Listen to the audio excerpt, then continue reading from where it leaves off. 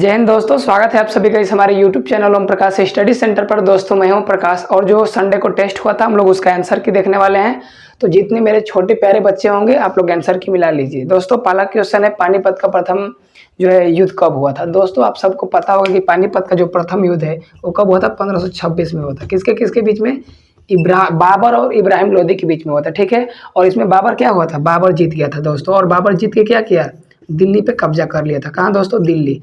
अगर अगला आपसे क्वेश्चन पूछेगा कि दिल्ली किस नदी के किनारे है, तो यमुना नदी के किनारे। ठीक है, याद रखिएगा, काफी इंपोर्टेंट है। और दिल्ली भारत की राजधानी कब बनी थी दोस्तों? 1911 में। कब बनी थी? 1911 में।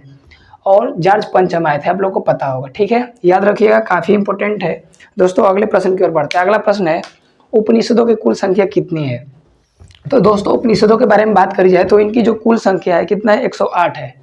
108 है दोस्तों। उपनिषदों की कुल संख्या 108 है। वेद कितने प्रकार के होते हैं दोस्तों? 4 प्रकार के होते हैं, ऋग्वेद, सामवेद, यजुर्वेद, अथर्ववेद। ठीक है, याद रखिएगा। अगला दोस्तों क्वेश्चन है, गौतम बुद्ध की मृत्यु कब हुआ था? गौतम बुद्ध का जो जन्म है दोस्तों 563 ईसा पूर्व कपिलवस्तु के लुम्बिनी में हुआ था। और इनका जो मृत्यु है वो 483 ईसा पूर्व में हुआ था, यानी BC बिफोर क्राइस्ट। ठीक है, याद रखिएगा, कुशीनारा में हुआ था।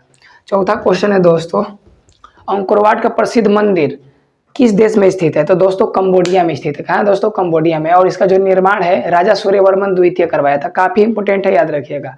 गौतम बुद्ध को ज्ञान की प्राप्ति कहाँ हुई थी? दोस्तों बोधगया में हुई थी।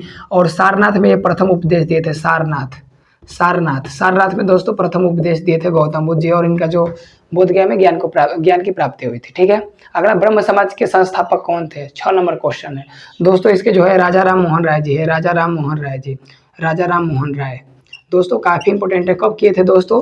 1828 ईस्वी में किए थे। और ये आपसे क्वेश्चन पूछा जाएगा कि भारतीय पुनर्जागरण का जनक, तो ये है राजा राम मोहन राय जी।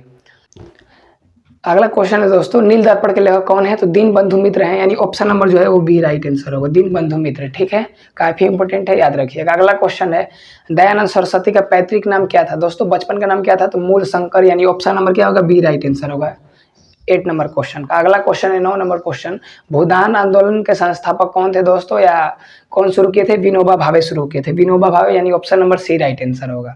अगला क्वेश्चन है, भगत सिंह का जन्म कब हुआ था दोस्तों?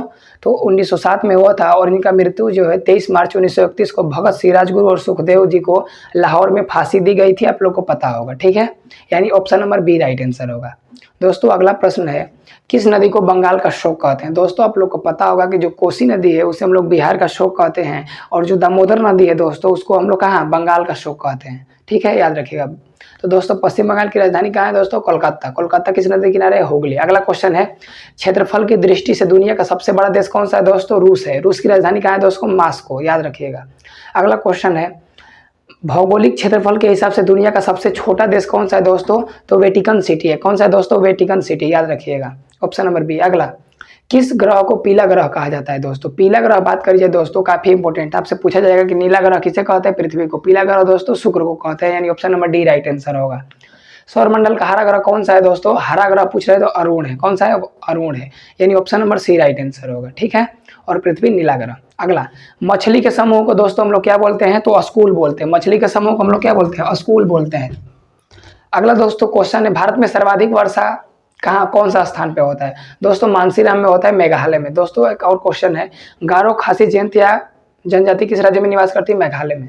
अगला क्वेश्चन है, दूध की शुद्धता किस यंत्र से मापी जाती है दोस्तों? लैक्टोमीटर से मापी जाती है, यानी ऑप्शन नंबर जो है वो ए राइट आंसर होगा। ठीक है, अगला क्वेश्चन है, दूध का रंग सफेद किसकी उपस्थिति के कारण होता है दोस्तों? केसिन के कारण होता है। किसके कारण? केसिन के कारण।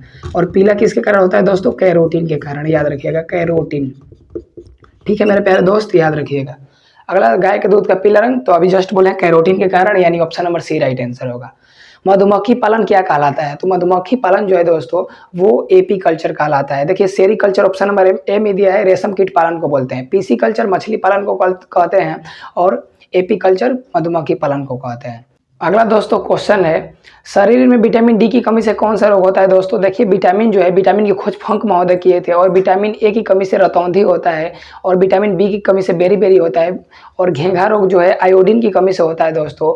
और जो रिकेट्स, जिसको दोस्तों रिकेट्स बोलते हैं, वो विटामिन डी की कमी से होता है। और सूर्य के प्रकाश में विटामिन डी पाया जाता है भरपूर मात्रा में। ठीक है, इस तरह इस प्रश्न का option number D right answer होगा, रिकेट्स। ठीक है दोस्तों, याद रखिएगा, काफी इंपॉर्टेंट है दोस्तों। अगला क्वेश्चन है, घेंघा यानी गलगंड यानी जो गला फूल जाता है दोस्तों, रोग किसकी कमी से होता है?